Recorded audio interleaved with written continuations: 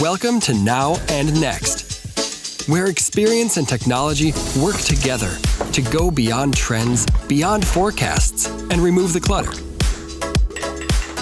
Talk about what's really working now and see where we're going next.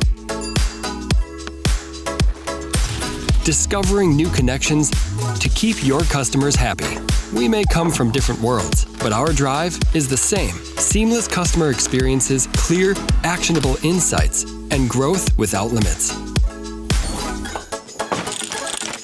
Let's clear a new way forward and watch it all fall into place.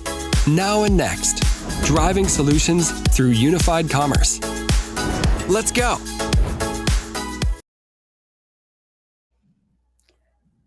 Hi, everyone, and welcome to Now and Next, driving solutions through unified commerce. I'm Emily Villani, part of the commercial team at Adyen, and I am thrilled to host today's event.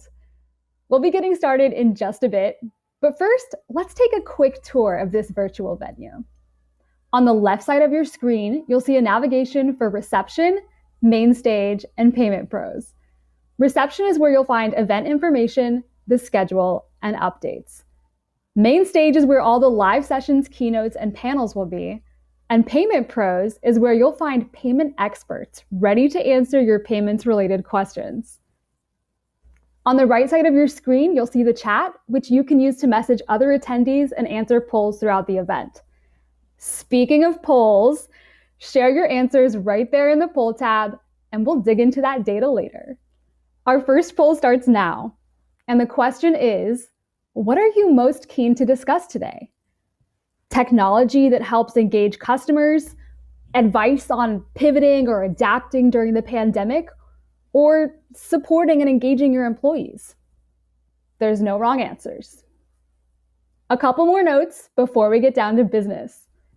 If you have a general question, please use the chat to message Amanda Dodge, and she'll get back to you in no time. You can also use the search bar to help find what you're looking for. Plus, all the information I just gave you is listed in the reception area. Now, on to the show. First up, we have Adyen's head of retail and hospitality solutions, JP Lips. JP is a veteran of the retail industry. In 2002, he co-founded the successful Nectar loyalty program in the UK. JP will kick things off by sharing his thoughts on where we are now. Welcome, JP. Thanks, Emily. Good morning and good afternoon, everybody. And from me as well, warm welcome to Now and Next. At Adyen, our mission is to help the retail and hospitality companies we work with to grow. And when the pandemic hit, with its devastating impact on our communities and people's livelihoods, this created huge challenges for our clients and the industries they're in. And at the same time, unprecedented, dramatic changes in customer behaviors, an acceleration of long-term trends that resulted in a true leap into the future. What we see is that COVID is creating an inflection point across industries, where, in order to survive and thrive, companies are thinking through how they're going to embrace digital transformation. That transformation will not only help companies adapt to COVID, but also adapt quicker to the next change when the next change in customer behavior occurs. We work across many industries and geographies, and it's interesting to see that practical execution may differ. These trends and changes are fundamentally the same across, for example, retail, food and beverage, and hotels. It's all about us adapting to the consumer, rather than the consumer having to adapt to us. It's about mixing channels into new customer experiences, about putting the customer and guest in control with flexible self-service. So we've organized this event to share how we've seen the pandemic impact customer behavior, how retail and hospitality companies have responded, and what lessons we can learn for the future. And we'll do that mostly by speaking to people that are at the forefront of adapting to these changes and trends, and whose stories will no doubt inform and inspire us all. We've named this event Now and Next. So let's start with the now. We've seen very significant channel shifts In the US, in the 8 weeks of March and April last year, there was as much growth in e-commerce as there was in the prior 10 years. And on our platform, we saw a very similar thing. At the start of the crisis, when many stores closed, in-store volumes almost completely fell away. That's the yellow line on this chart, indexed against early January. Then there was a 2-week time lag in which we were all shocked, and then strong e-commerce growth, which is the purple line on this chart. And when stores gradually reopen, in-store volumes bounce back and show growth towards the end of the year. But e-commerce doesn't fall back. It stays at a much higher level than before the pandemic. Now, many omni-channel retailers we work with assumed that their growth of e-commerce came almost exclusively from customers who would normally have gone to the stores and now went online. But is that really true? Well, Adyen is uniquely placed to answer that question because all payments of all different channels run through our single platform. And what we found is that often the majority of that customers. And that's super interesting to know because it means that in a disruption like this, it's not just about retaining your customers. It's also an opportunity for customer acquisition. People are reevaluating where they buy. They're up for grabs. And of course, once they've made that first transaction, we have to put our arms around them and turn them into loyal, repeat customers. Correspondingly, we've seen big changes in customer behavior. Last week, we had a parent-teacher meeting at our son's school via video conference. And one of his teachers said that he should read a particular book. You can get it in the school library, she said. We now have click and collect. And I thought, if I ever needed another proof point that these journeys are now completely ubiquitous. Because we see a big growth in journeys that start online and end in store. Now, we already knew that a very high percentage of buying decisions in store have been researched online. Depending on the category, this can be as much as 80 or 90%. This is also sometimes called ROPO, research online, purchase offline. And what we see now is that this is going well beyond research into, for example, reserve and collect, giving customers the assurance they're not making their trip to store in vain. And purchase and order and collect, where they do the full transaction, including the payment beforehand, so they don't have to spend time in store and wait for their coffee or sandwich to be made. A great example is the McDonald's app. Customers can use the mobile app to browse the menu, view offers, redeem promotions. For payment, they choose, for example, a stored credit card or Apple Pay. They can place orders for either eat-in, curbside pickup, drive-through, or delivery. And now also click and serve, where they park in a designated bay and the food is brought to them. Tens of millions of people every day get their meal from McDonald's through these contactless journeys, and more customers are using the app for this.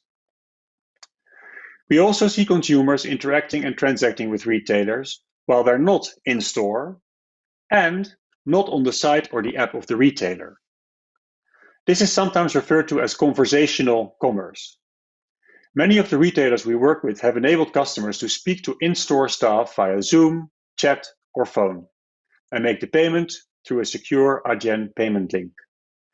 Over the last year, these journeys were often created out of necessity, with stores being closed. But many retailers are turning them into great customer experiences, with the personal touch of the store experience without the need to go to the store.